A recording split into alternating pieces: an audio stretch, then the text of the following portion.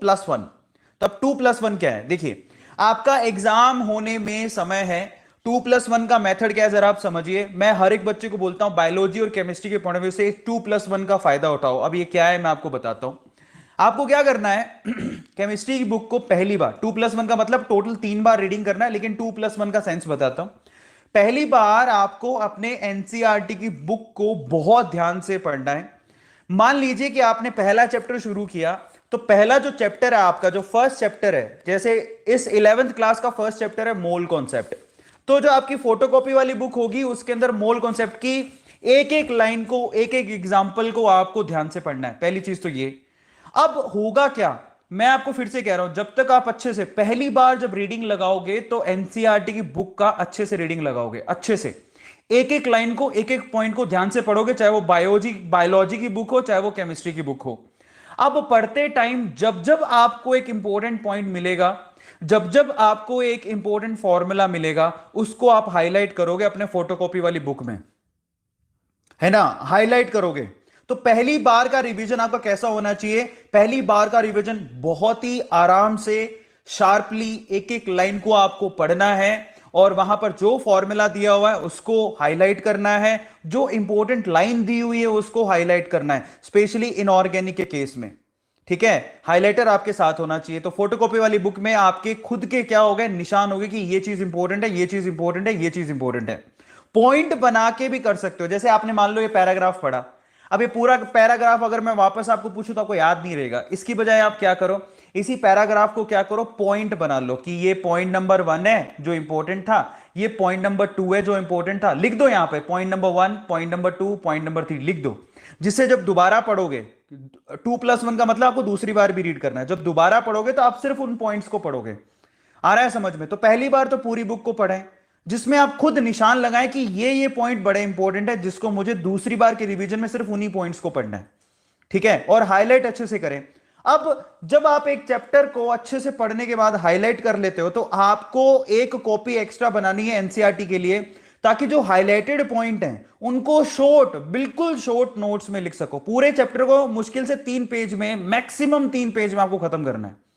पूरे चैप्टर को maximum 3 page में आपको खत्म कर लेना है। शॉर्ट नोट्स पूरे उसके 3 पेज में आ जाने चाहिए, क्योंकि 3 पेज मैक्स है, उससे ज्यादा नहीं आता। आप अगर खोल के देखोगे, आप ध्यान से देखो, अगर आपके पास एनसीईआरटी है तो एनसीईआरटी खुद भी क्या करता है, एनसीईआरटी बिल्कुल लास्ट में एक समरी नोट्स देता है। अगर आपने कभी देखे हो तो बिल्कुल लास्ट में समरी नोट्स देता है।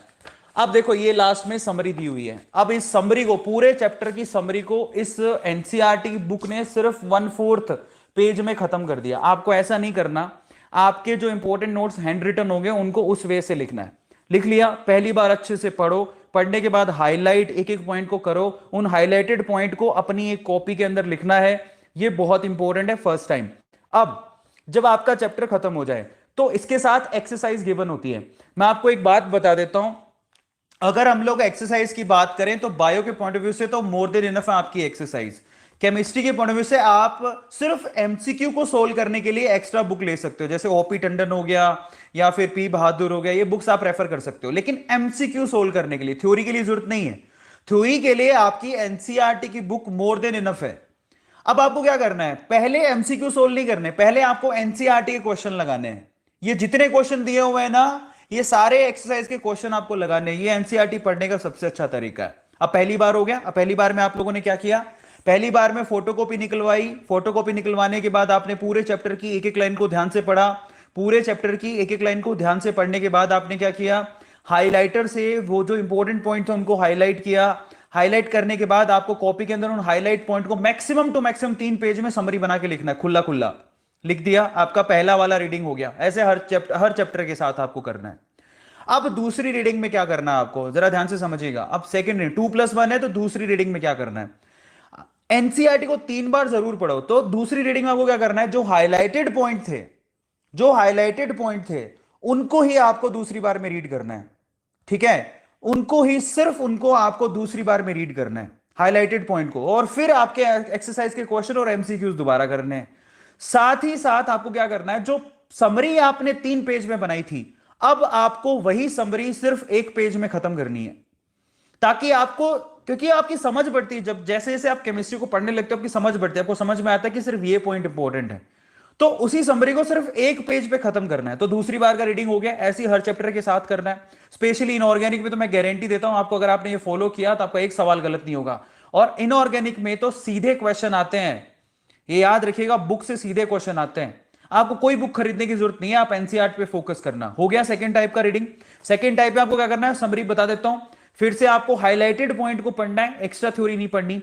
मतलब आप जो पूरे चैप्टर में, मान लो आपको पूरा चैप्टर पढ़ने में 3 घंटे लगे, तो अभी आपको सिर्फ आधा घंटा लगेगा पढ़ने में। आता है समझ में? और उसी समरी को 3 पेज को 1 पेज में पढ़ना है। जो थर्ड टाइम रीडिंग लगानी है आपको, तीसरी बार एनसीईआरटी की, वो लगानी है एग्जाम के पास। उसके पहले एमसीक्यू सोल्व करने हैं।